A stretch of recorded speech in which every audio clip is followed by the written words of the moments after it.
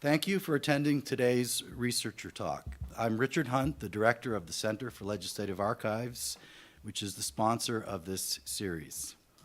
Looking ahead, in July, our Researcher Talk on Thursday the 11th will feature Scott Podolsky, Professor of the History of Medicine at Harvard Medical School, who will discuss his new book, The Antibiotic Era: Reform, Resistance, and the Pursuit of Irrational Therapeutics, published by Johns Hopkins University Press earlier this year. We have no talk scheduled for August, but we'll resume in September with Robert Much's Buying the Vote, Oxford University Press, which is a history of 20th century campaign finance. Today's Researcher Talk has been much anticipated, and we are delighted to host Peter Shulman, Assistant Professor of History at Case Western Reserve University. Peter earned his undergraduate degree and his PhD degree from the Massachusetts Institute of Technology.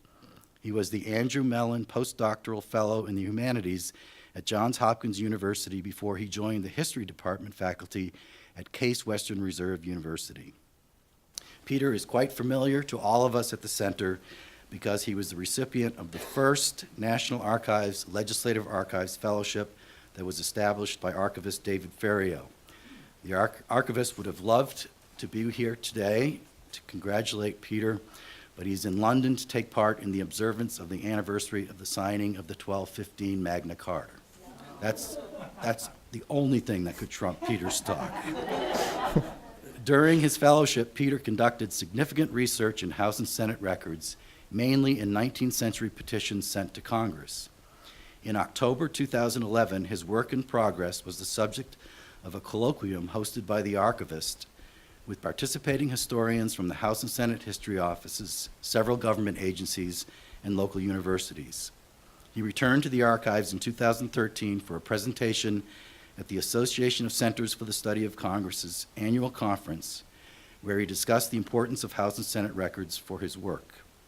Today, we will hear about his new book, Coal and Empire: The Birth of Energy Security in Industrial America, which Johns Hopkins University Press earlier this year announced would be available on June 6th.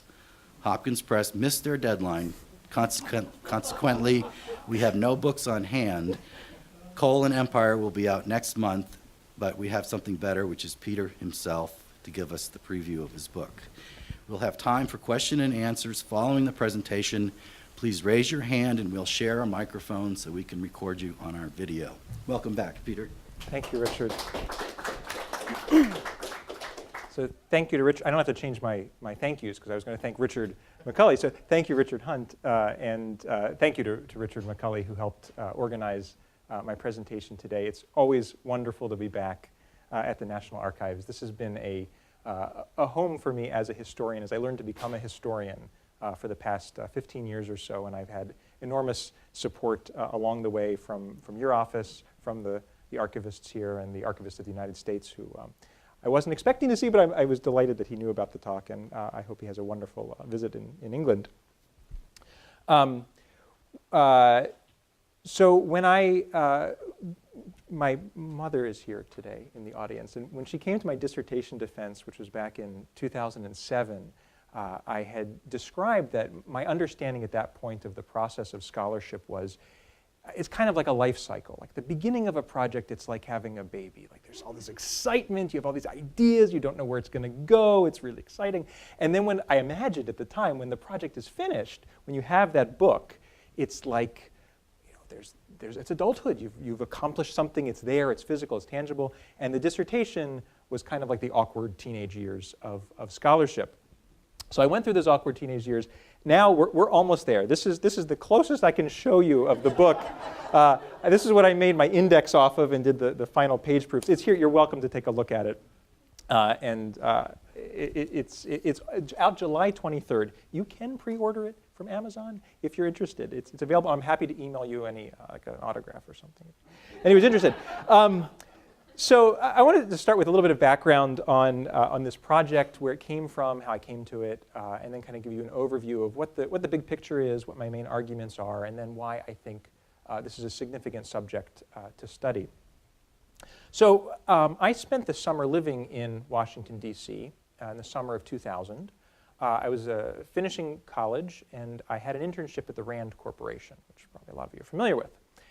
And I was interested at the time in environmental issues, environmental politics, policy, and I was tasked on a project that looked at the future of energy. What would the future of energy production and consumption look like in the United States? And the funding was from the Department of Energy, U.S. Department of Energy's Energy Efficiency and Renewable Energy Office. And they wanted to know, of all the people who've made predictions about what the future is going to look like, how much coal, how much oil, how much gas, nuclear, renewables, whatever, what is it going to look like? Can you somehow synthesize all of these different predictions from governments, from academics, from corporations, and kind of give us an idea, if we want the future to look like this, what are the policy steps right now we have to take to get there? So I spent the summer working on that. It was very fun. It was very interesting. And it was really my first exposure to thinking about energy in a more or less social context. It wasn't energy in terms of how physicists or engineers may think about it, but in terms of broader society. And this really hit home for me one day when I was on my way to work, and I was in one of the metro stops here in DC, and there was a very big poster, an advertisement advertising the metro. The metro was advertising the metro, and it was saying you should ride the metro because, unlike driving your car, the metro doesn't pollute. Now, there are lots of very good reasons to ride public transportation, and all things considered, it may be ecologically better to take the metro than driving, certainly less hassle. But having spent the summer working on kind of the hidden infrastructure of energy, it was kind of a ludicrous statement, right? At the time, this is 2000, coal made up a little over 50% of the source of electricity generated in the United States. And coal pollutes, right? It pollutes, whether it's in terms of sulfur or other chemicals, or talk about global warming, right? There are consequences to burning coal, many consequences. And that was really my first kind of click of, there's a whole world here that I want to understand better that is not entirely obvious. And at this moment, in 2000, people studying energy from a social perspective, whether we're historians or anthropologists, sociologists, were kind of at a nadir. The subject kind of rises and falls with energy's presence in the news. At the time, it was kind of low. I decided when I went to graduate school, this was the kind of subject I wanted to study. So I go to graduate school. I stay at MIT. And I thought what I would work on is something that connected the geopolitics of oil to the broader kind of technical issues around oil production, scientific, engineering, environmental. That was the kind of the stuff my program did. It was the stuff I was interested in. It was, I thought, where I could bring a contribution. And at the time, scholars who studied geopolitics really typically had very little to say about science and engineering and environment. And those who studied the science and engineering and environment of energy typically didn't have very much to say about the geopolitics. And I thought this could be a contribution to try to bring these two separate silos together. So I did what I think lots of historians do, which is I wanted to go back to, well, where does this come from, right? Where is the earliest point when people are talking about energy, talking about oil as a subject of both geopolitics and its kind of technical issues? And so I went back to the early 20th century. And there's a lot of material there, and this is where historians who've written about American foreign oil policy, they go back to maybe the end of the 19th century, typically the very beginning of the 20th century. Really, there's a big takeoff around World War I. But I found all of the people I was looking at in their memos, in their reports, in their letters, in their and other documents that you dig up, old newspaper articles, the same people who were, in fact, talking about oil were talking also about coal. And saying things, if you went back far enough, saying things to the effect of, and yes, oil is very interesting and important, just like we've already been discussing with coal for years, decades, whatever the question may be. So I figured I would start to dig a little further back and maybe look at the coal story as the preface, right? Just the beginning of a chapter for the dissertation. Maybe it'll be the first chapter. And as happens to many historians, I got dragged further and further into the past until coal took over the whole subject, and I found that's what I was writing about altogether. So, and part of that experience was coming here, was coming to the archives here and seeing what naval officials, people on the General Board of the U.S. Navy, which got founded at the turn of the 20th century, what they were writing about when they looked at naval strategy. They wrote a lot about coal. So what I want to do now is kind of give you a kind of a broad overview of the book and kind of show you where I wound up, instead of where I started, where I wound up. And the basic question that I ask, this is kind of the framing question, and the book kind of covers the more or less century between about 1840 and 1940. And the question that I want to understand is, how did Americans come to think about energy in terms of national security in the first place? That's the basic question, right? It says it's an intellectual question. I'm not so much focused on how much fuel was produced, where. This stuff comes up in the book. But my real question was an intellectual one. When did Americans start thinking about energy in terms of national security? And why? How? How did that process work? Because as it turns out, it wasn't obvious. Today, as I write about, I mean, there's any number of books that take for granted that energy is a major issue in national security and foreign relations. And I don't think anybody here has to be convinced of that. But it wasn't obvious in the 19th century. It took time for Americans and others around the world to think of energy in precisely those terms. And that's really what the book is about. So I open it with a little vignette about this episode. This is actually Valentine's Day of 1945. Franklin Roosevelt meeting with the King of Saudi Arabia, Abdulaziz ibn Saud. And it's a very historic meeting. There's been a lot written about it. I'm happy to talk about it later if you're interested. And it's a meeting that has a lot of significance in the history, not only of American Mideast relations, American-Saudi relations, but how scholars subsequently have thought about America's role in the world with respect to energy. Obviously, over the decades that followed, Americans and Saudis became very, very intimately related as producers and consumers of oil. As far as I can tell, and as far as any scholar has been able to tell, there's no evidence that in this meeting they ever mentioned oil, that it ever came up, which is kind of surprising. The only evidence that they did was in a retrospective memoir from a couple of years later from one of the figures who was there. But if you go back and look at his diary at the time, he doesn't mention it. So they probably didn't mention it. But it was very much in the background. It was very much motivating why officials in the State Department, and the Navy Department, and the War Department were interested in Saudi Arabia in the first place at this end period of World War II. And they were thinking prospectively about the future. What would the future look like in terms of energy supplies, not just for the United States, which still then produced a lot of oil, but for American companies who had a major concession to drill in Saudi Arabia. There was a lot of ideas that there might be a lot of oil, but it wasn't entirely, they weren't producing very much at the time, or really, probably weren't producing anything at the time. And so this was kind of a forward-looking meeting. But it's often taken by scholars as a kind of turning point in how Americans thought about energy, going abroad, instead of being self-sufficient, as Americans had traditionally been in terms of oil production. Americans, up until the middle of the 20th century, had been the dominant producers of oil in the world. So this is an important meeting. But then I go back a full century to 1845. And this is a colored etching of the discovery of coal on the island of Labuan, which is off the coast of Borneo, right near where Brunei is today. And in 1845, the USS Constitution, which is a ship that is still around, the oldest still commissioned ship in any navy in the world, in fact, up in Boston. The Constitution, Old Ironsides, was sent on a secret mission. Well, the mission wasn't secret, but this part of it actually was secret. This was not. This was in what would be effectively the classified directions from the Secretary of the Navy to sail around the world. It was a round-the-world cruise, and they were supposed to, carry the flag and say, hey, wherever you are, Zanzibar, you should open commerce with the United States. But the secret part was go to Borneo, negotiate with the Sultan of Brunei for access to coal. Now, the Constitution then, as now, is a sailing vessel, but Americans already in the 1840s were thinking about the infrastructure of energy, what we would today call the infrastructure of energy. Where would the fuel come from to make possible the things they wanted to do?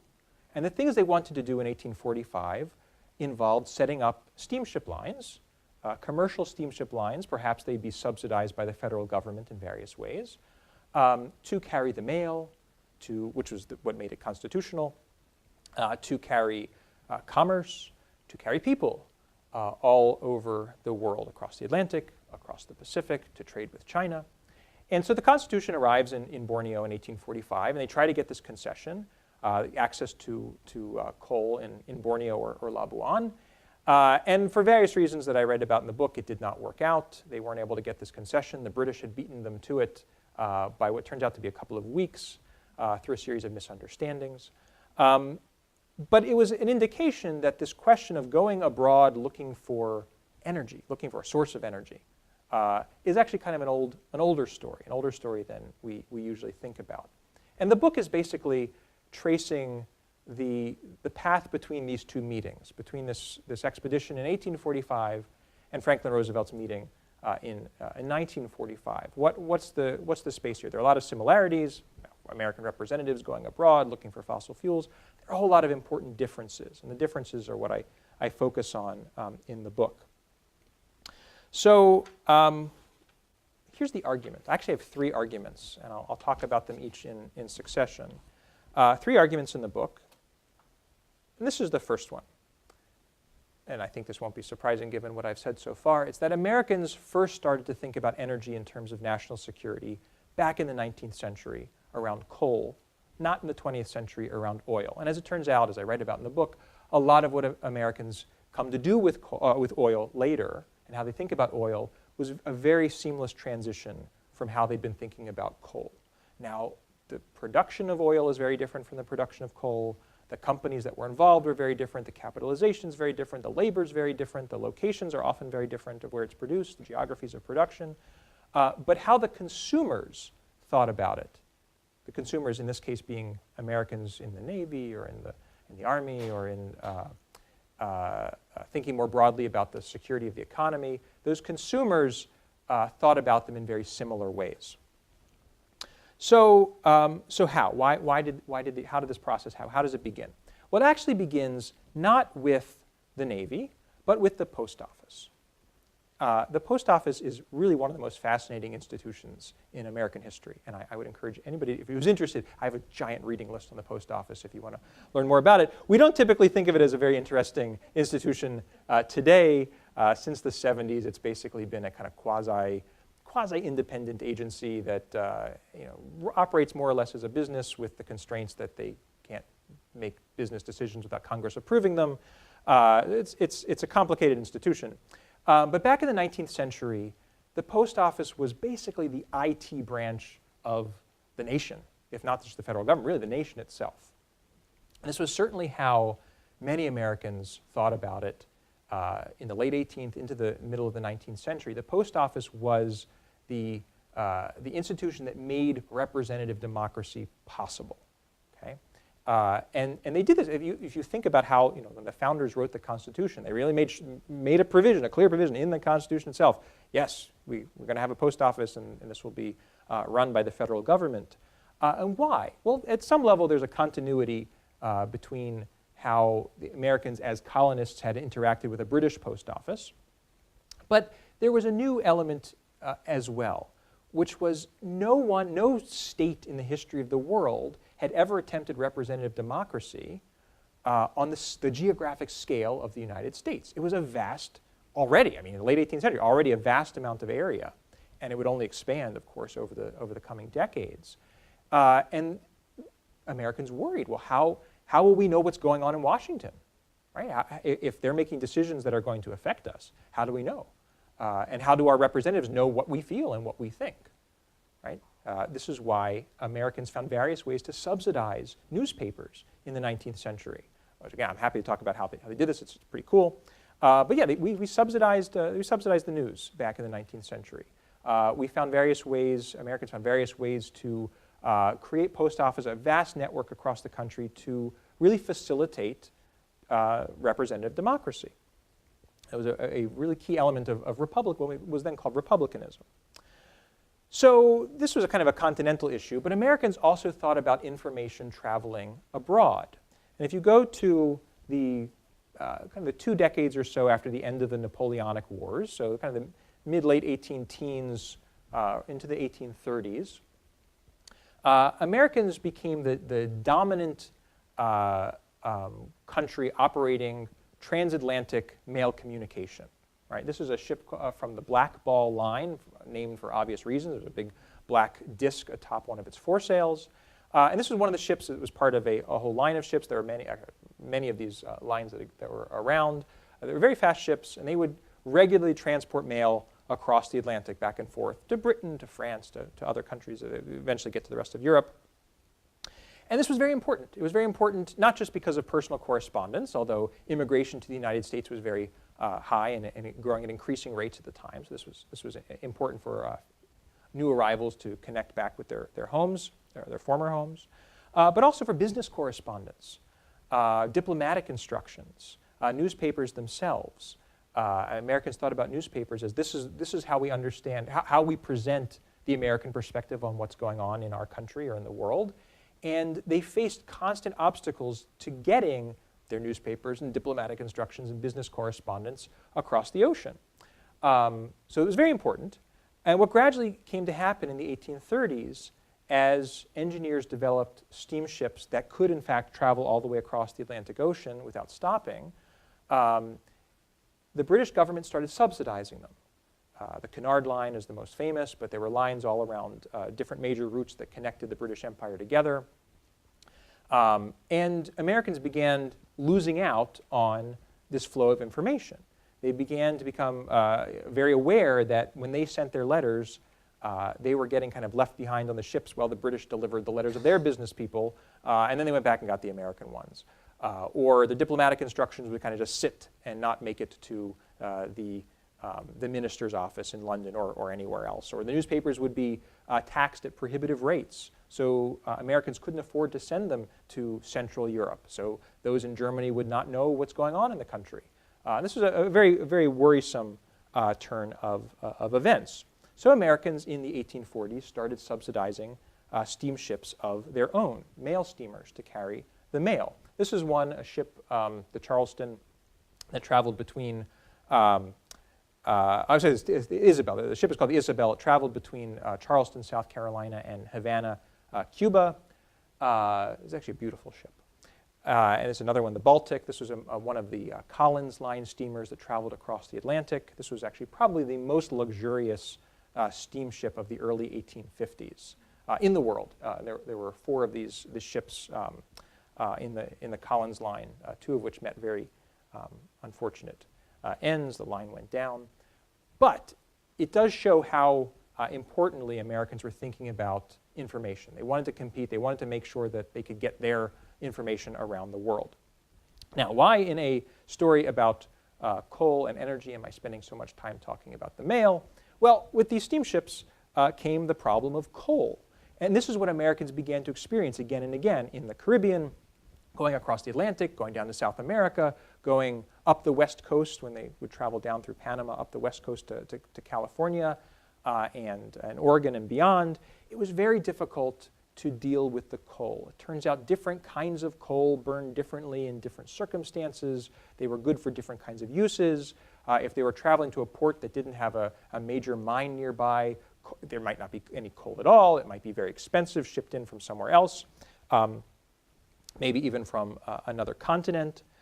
So this was a serious problem that really became very acute in the 1840s and 1850s. So this is what I turn to next in the book, is looking at, well, what did Americans do? How do they respond to this problem of coal? And this is where I got to bring in my interest in science and history of technology to understand that the approach was not simply a political one, but one that turned to scientists and engineers, what we would now call anyway, scientists and engineers, to solve these problems. So I'll talk about one of those now. So this is a device. I won't explain every single. I spent actually a whole day staring at it, trying to figure out exactly what each piece of it did. Ultimately, to no avail. I think the actual explanation in the report was simply flawed in a way that I could not make out what was actually going on. But the basic idea was this was a device that was put together by a chemist in Philadelphia named Walter R. Johnson. And Johnson was one of the founding members of the Franklin, or important figure in the Franklin Institute. He was a professor. And in about 1842, he turned to the federal government and he said, coal is really important. It's important to our Navy. It's important to our growing number of steamships that are going to be carrying the mail. This is a really important thing to understand. And we can't become complacent or dependent on some other country. We need to understand what we have. And so he, through the government, the Navy sponsored this series of experiments. He solicited donations of coal from Pennsylvania, from Maryland, from Virginia, from Nova Scotia. They got foreign dealers to ship them coal from Britain and from other places. And he performed a series of experiments in the early 1840s to understand how did different coals burn differently. Which coals were better suited for which purposes? How much energy would you get from a given volume or weight or what? What's the appropriate measurement of coal? And he tested woods as well, because sometimes wood were, especially in railroads, were often burned instead. And he found that different coals burn differently. Actually, through a series of experiments, this first set of experiments, he actually found that the best coals were actually from western Maryland, from Cumberland. It was a kind of bituminous coal. And the miners in Maryland, they loved this. They were very excited that they beat the anthracite coal from eastern Pennsylvania. And the anthracite country was very upset about this. And they pushed for many years to get new experiments. Our coal is just as good. And there was a big, intense rivalry between these two producers for some time. And the reason why they were having this rivalry for attention from the federal government from this research was not simply that they wanted to be the coal that the Navy would purchase for its ships, as nice as that would be to have a nice, secure government contract, but because Navy ships traveled all over the world. And if they traveled to London or India or China or wherever, and they were basically advertising this particular kind of high-quality American coal, this might open up a vast export market. And at the time, this was not an idle idea. If you look at British coal exports, they just go through the roof in the 1840s and 50s, up thousands of percent in their exports all over the world. And producers in Pennsylvania and Maryland looked at this and said, this could be us. It didn't end up being them, but it could have been. And this was something they thought very seriously about. Other times, engineers and other kinds of scientists looked at this question. This is a set of drawings by Thomas Eubank, who was the commissioner of patents, the head of the patent office in Washington. And he describes in one of his memoirs being in New York, in Manhattan. He was looking to take a carriage up to Harlem, which was then still separated by farmland in the middle of Manhattan. And he was looking at a fishmonger. He was looking at the marketplace. And he was looking at all the different shapes of tails of the porgies and the mackerels and all the different fish that were on display. And he thought, maybe as we build our steamships, we should be looking to nature. Nature, which has created all these perfect forms, this would be the ideal way to understand how we should design our paddle wheels. So he starts studying the fish, the mechanics of fish. And he looks then at beavers and at frogs' legs and all sorts of other animals and other shapes. And he produced these very large memoirs at the very beginning of the 1850s. And he's very explicit. This is a way to economize fuel. And this is the concept I write about in the book, economy. Now, today we talk about efficiency and economy more or less interchangeably. But in the middle of the 19th century, the terms meant very different things. Efficiency comes to mean, as we think about it today, it's a property of a machine, of a steam engine, right? We're products of thermodynamics, right? Understanding what is the maximum output possible by laws of physics of a given, given how much energy you put in, what's the maximum energy you're going to get out? That is our modern way of thinking in terms of efficiency. And by the early 20th century, we talk about the efficiency of individual workers. It's a very much what is possible, the maximum possible property of an object.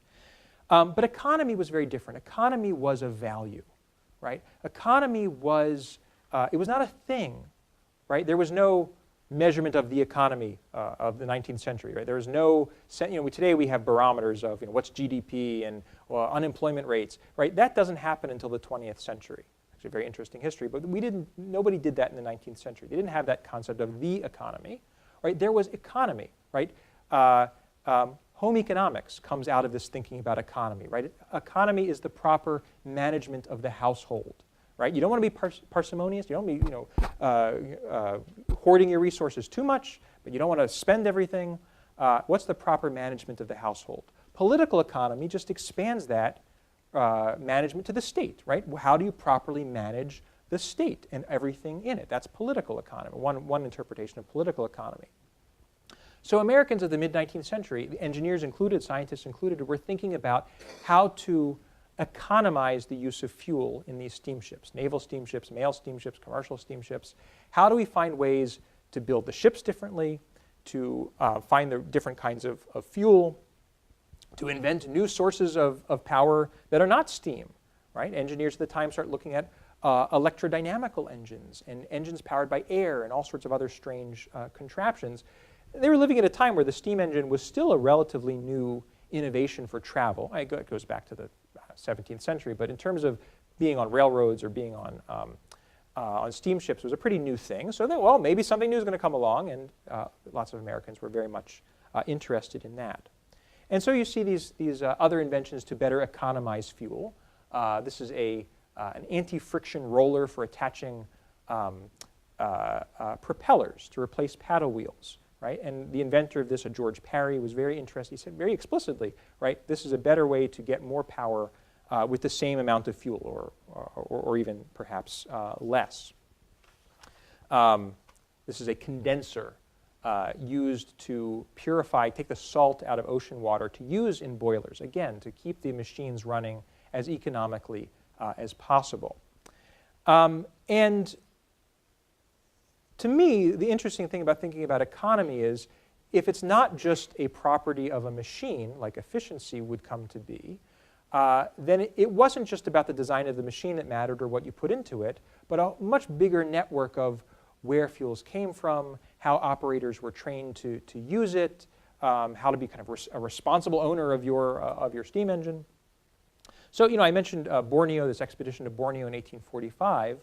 This was actually another way to economize fuel, to kind of build this network to support prospective American commerce and trade abroad.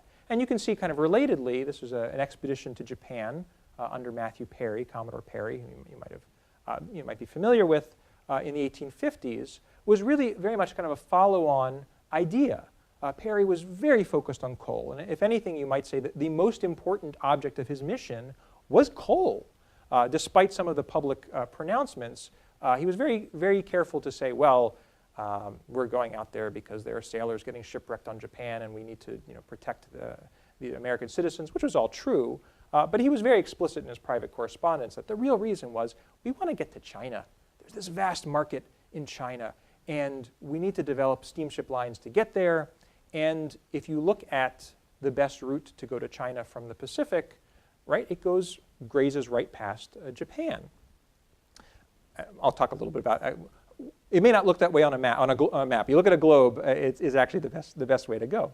He was very aware of that. So he didn't want to focus too much on that, but Japan at the time, no Americans were thinking about it as a country that could quickly open up to foreigners or industrialize as rapidly, of course, as it ended up doing in the 19th century and becoming such an important geopolitical power in such a short period of time. They were thinking, it's in the way to get to China. It's a great place to stop. If we had to stop somewhere to refuel, we've heard there's lots of coal there. Wouldn't that be convenient? So this is an expedition. I believe this one was on Formosa island. It's now Taiwan. Perry sent other officers to go to the Luchu Islands to scout out coal there. He's very focused on where he's going to supply his own ships with coal. He looks for prospective places to establish coaling stations on various islands, all to support this future American trade at a time when the British hadn't quite conquered the Pacific Ocean yet, and Americans were ready to concede the rest of the shipping lanes of the world to them. They thought the Pacific ought to be an American domain. So coal is very much behind this expedition. That's kind of the first argument. We really need to think earlier in this history. Now, the second one has to do with my own background as a historian of technology in thinking about industrialization as a process alongside American foreign relations and history of foreign policy, and at times you might call it the history of the American empire. That these are two very interrelated histories. You can't just tell them separately. Now, to give kind of an example of this, there's a chapter in the book where I look at the American Civil War. And coal becomes very important in the Civil War. There's a lot of ships are built for the war. A lot of the mail steamers that were still around that had been built in the 1840s and 50s get basically drafted into service.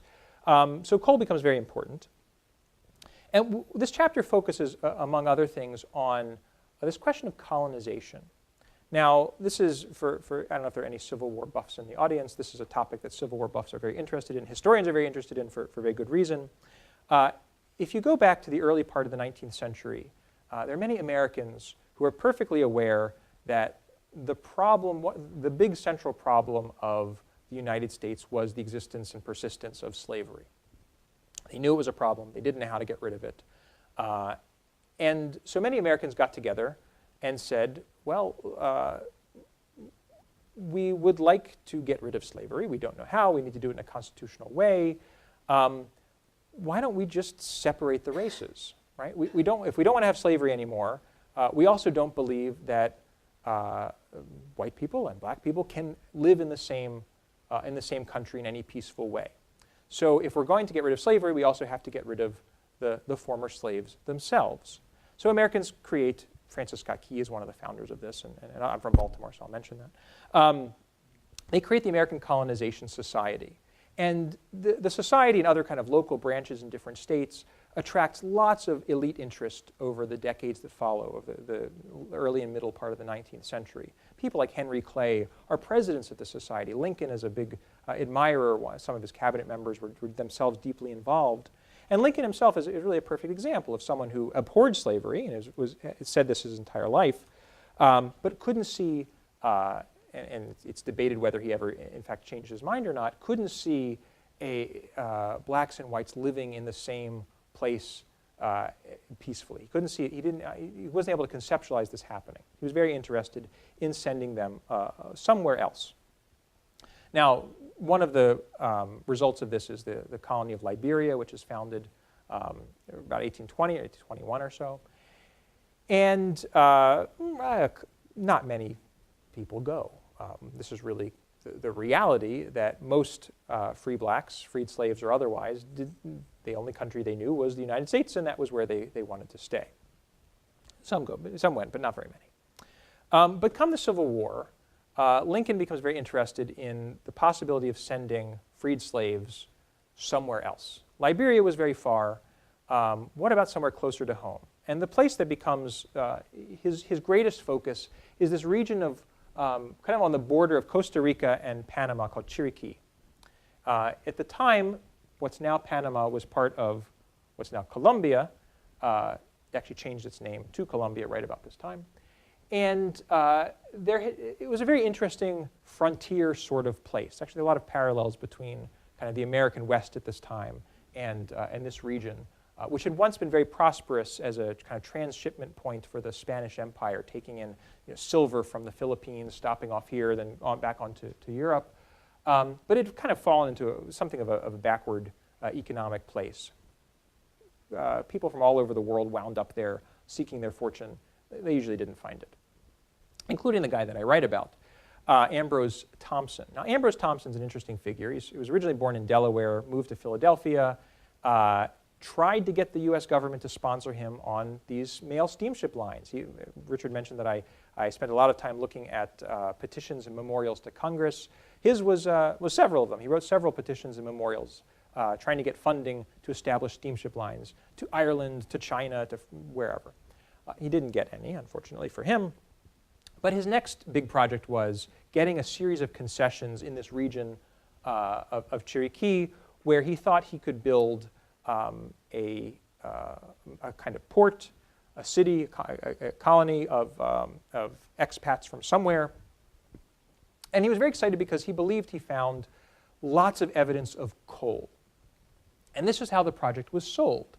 This was going to be, in Ambrose Thompson's mind, the source for industrial fuel throughout the Caribbean. For any U.S. naval ships who were sailing around the Caribbean, this could be the source of their fuel. And he tried selling this project to the James Buchanan administration at the end of the 1850s, and then he turned, when Lincoln got elected, to them as well. Now, part of my interest here, lots of historians have written about colonization. What does it show about American racial politics in the Civil War? Was it ever in fact possible? Would it have happened? Why didn't it happen? How does it relate to the Emancipation Proclamation? All very interesting, important things. But the side of it that no historians really focused on in much detail is the fact that really it was a project to develop coal. And Lincoln understands this. He had a very, very clear belief that this was something that was going to be very important for the war effort in fueling the Navy, which was experiencing tremendous difficulty in the Caribbean, maintaining its blockade of the vast American coastline against Confederate blockade runners. And he thought this was a really good solution. Actually, it would solve two problems. One, it would provide the coal and also get rid of the free blacks, whom he thought would not really fit in this future United States. Well, the project doesn't work out. I read about why. I don't want to give you any spoilers on that. Did I mention it's available on Amazon? You can pre-order it. But what was interesting to me about looking at this story from the perspective of coal is it unveiled this kind of whole aspect of it that was invisible unless you were, for historians who focused on the racial politics, as important and central as that was, without understanding the industrial energy perspective, you don't really understand how the players at the time were really thinking about what was at stake. Now, the last argument that I make has to do with coaling stations. Now, maybe some of you have encountered these before. If you've ever read any of the literature on the history of American foreign relations in the late 19th century, really the time between the end of the Civil War and the war with Spain in 1898, coaling stations come up a lot. And the debate has been, over many decades, what was the cause of the American empire? What was the origins of the American empire that came after the Spanish-American War? And if you remember, after the war, the United States gets the Philippines, Guam, Puerto Rico, Guantanamo Bay in Cuba, ultimately, Hawaii, which was annexed separately but kind of part of the same moment in time. And historians have, for very good reasons, wanted to understand, well, where did this empire come from? Now, obviously, there are precedents, as historians have written about it, with continentally, right? The United States was an expanding continental empire over the late 18th and through the 19th century. But what explains the going abroad, this island empire?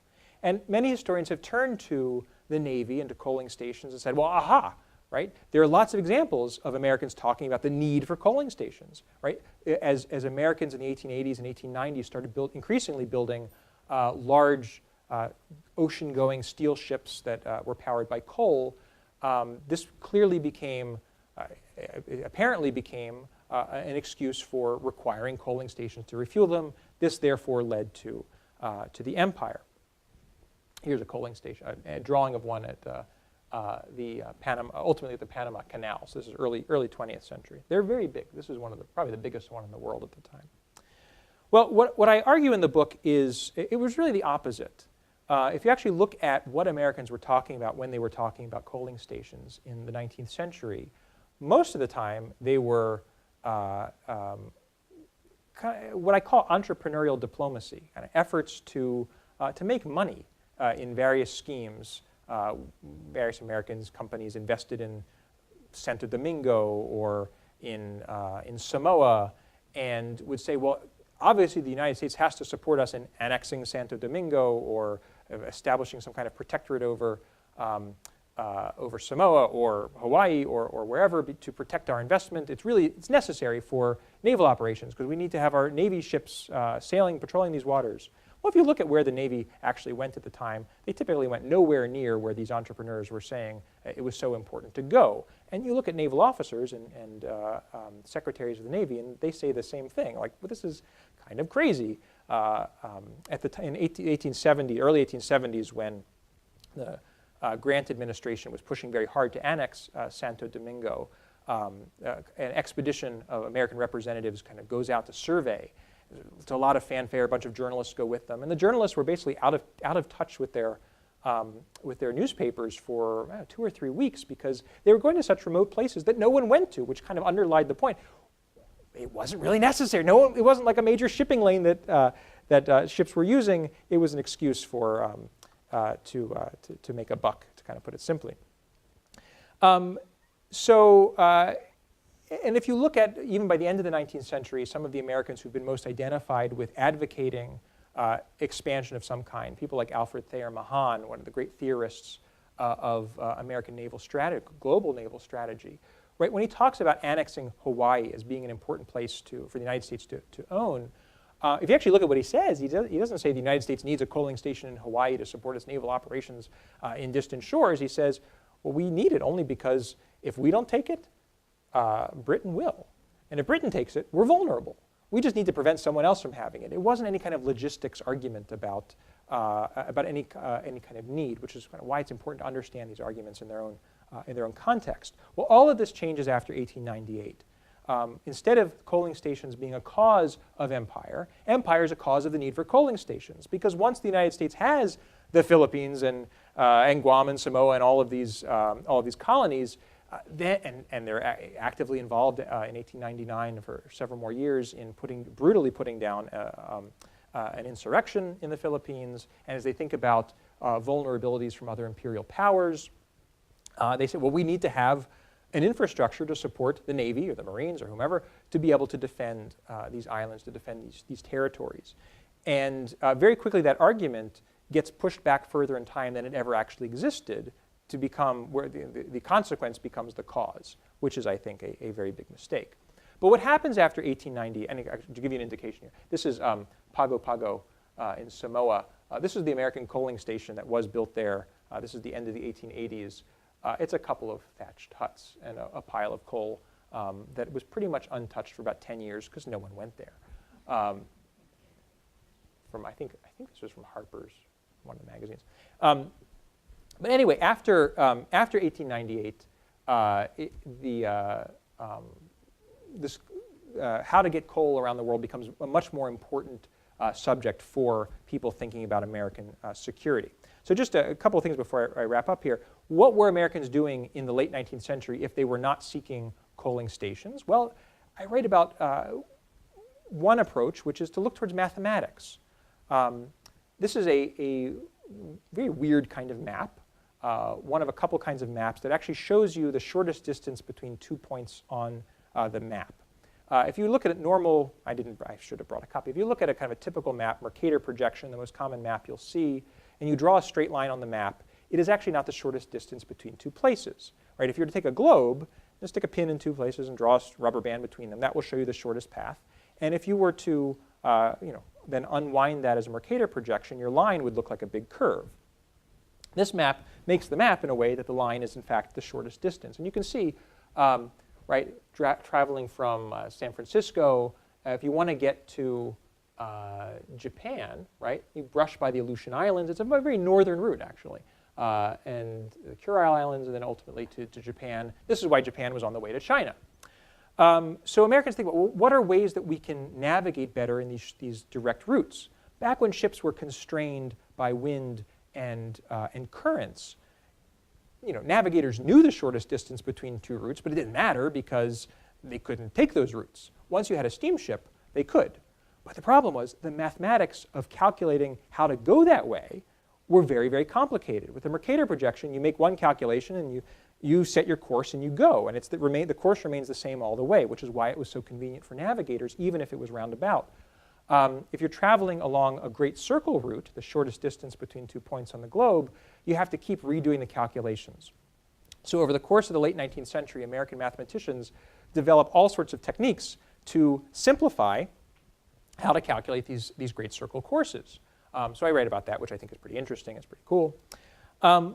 And they also try to build ships that won't need coaling stations. Right? I actually showed this back before here. This is this one. All right, this is the cruiser, the Brooklyn, the only armored cruiser that was named after a city and not a state for some reason that I don't know. And it's actually advertising a kind of coal, Pocahontas coal, from western Virginia that was at the time kind of the prize smokeless steaming coal of the United States. But Americans built ships that wouldn't need to stop, that had such vast coal capacities, triple expansion engines, that they could travel around the world without ever having to stop in a port. You don't have to get a coaling station if you have a ship like that. But this affects how Americans thought about strategy, right? If they're not going to have lots of coaling stations the way the British Empire did, then they can't have massive fleets that are sailing all over the world. They need to have ships that are just focused on protecting commerce, like going to places where American commercial vessels went, and big battleships that couldn't go as far but stayed very, very close to American shores where they could constantly go back to port and refuel. Again, this all changes after 1898 when American shores are now in the Philippines. So what happens? The last thing that I write about in the book has to do with what I call the invention of logistics. And to me, actually, this is among the most interesting parts of this subject. Today, we take this concept of logistics for granted. It's a part, whether you're talking about Walmart or the Pentagon, right? How to move things from one place to another it's important. Companies like FedEx or UPS, right, they're masters of logistics. If you go back and look at naval officers in the late 19th century, they've never heard of the word logistics. So what I do in the book is I look at the creation of the Naval War College, the original building back in Newport, outside of Newport, Rhode Island. And I look at how this War College in the late 19th into the early 20th century basically created this subject, this idea of logistics as a subject to be studied, analyzed. They worked with Navy planners in Washington at the headquarters. They worked with ship captains who were sailing all over the world to do all sorts of research, to develop tables, to manage resources, and to understand how logistics related to strategy and tactics, which were the interesting things that naval officers wanted to study. And if you go back and look at the late 19th century, Mahan or others, they say, strategy, this is what you really want to study. This is the interesting part. This is the exciting part. How to do it, we're going to tell you what the strategy is, and we'll let the people at the bottom of the ship figure out how to make it happen. By World War I, it's reversed. And the logisticians are saying, we're going to tell you what's possible. You can build your strategy around that, which is a tremendous shift. And this is a shift that I trace in the book, looking at lecture courses, lecture notes, assignments, and reports. It's a really interesting topic. And it helps kind of lead into the U.S. Navy opening a coal mine up in Alaska right after World War I, which I write about. It leads to efforts to open up the Naval Petroleum Reserves. Teapot Dome is the most famous one. There's a huge, you're probably familiar with the huge scandal associated with Teapot Dome. I write about the other scandal of Teapot Dome, which is not the political scandal which existed, but why so many other officers who were not on the take from oil magnates, why did they think this was a good idea to open up the reserves? And so I write about, this had to do with thinking logistically about operations in the Pacific, which were increasingly getting hemmed in by international law and other and financial constraints. And American naval planners were very worried about this. And they saw opening up these reserves as the only way to build this logistics network that they thought they needed in the Pacific. This is kind of overarching arc of the story. So just to wrap up, I said I wanted to give you an indication of why I think this is important for today. Well, I want to say first, as a historian, there's no reason why history has to be relevant. I heard a story many years ago about a historian who studied Russian trains. And he was asked at a conference, well, why do you study Russian trains? And he gave some explanation about, well, it was important for industrialization. But why? But there are lots of things that are important. But why Russian trains? And finally he said, I like Russian trains. I like Russian trains. So, if you're a historian of, early medieval cathedrals, right, you don't have to justify why that's relevant to the early 21st century. It's important because it's interesting. It was important to them, so we should understand why. Okay, but I think this topic does have some relevance for today. And that comes around the concept of energy independence, which is a term I'm sure you've heard before. It was used first by Richard Nixon back with the first energy crisis in 73, 74. I have a quote here that he talks about at the end of 73, where he announces project independence, where he says, this is our goal. He draws on Apollo moon landings. He draws on the Manhattan Project to say, we can do this in 10 years, become energy independent. And every president since, you can look at Carter and I don't remember if Ford did, but certainly Carter and Reagan and Bush and Clinton and Bush and Obama have all used this phrase, energy independence, aspirationally. And they've clearly meant different things by it. They've clearly had different ideas of what it would take to get there and how independent do you really have to be, what does it really mean. Now, economists have said, and I think they're right, that energy independence ultimately it's kind of, when you talk about oil, is really kind of a weird concept, because the oil market is global, right? Prices are set globally. If the United States stops buying oil from the Middle East, right, other countries are going to buy it. Instead, the prices don't change. It doesn't really matter. It's kind of a silly concept. But what I want to argue here is that the other problem is that the premise of energy independence was there once was a time when the United States was energy independent, right? And if you look at when the United States was overwhelmingly the world's producer of oil in the early 20th century, say, that seems plausible. But what I hope the contribution of this book is that even if you go back to the 19th century, you see even when the United States was producing almost all of its coal, it was still tied up with the rest of the world. And it was tied up with the rest of the world when it came to energy because the United States was tied up with the rest of the world. And as long as the United States is involved in the rest of the world, energy politics, energy geopolitics are going to exist in some form or another. As long as Americans are trying to get somewhere and do something, our energy politics are going to be intertwined. So with that, I'll stop. And I'm happy to take any questions. We have time for maybe one or two questions. I think the room is booked at 1 o'clock. I'm sure Peter will hang around to answer some questions outside of the room. So you have to use the microphone. Do we have any questions?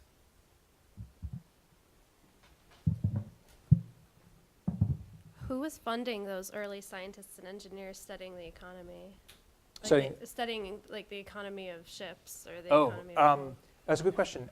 So one of I mentioned Walter Johnson. Well, he was someone who got a contract from the government to do this. And there were some internal studies that the Navy Department would sponsor. They would either hire someone outside or they would sponsor one of their own from the engineering corps to perform these experiments.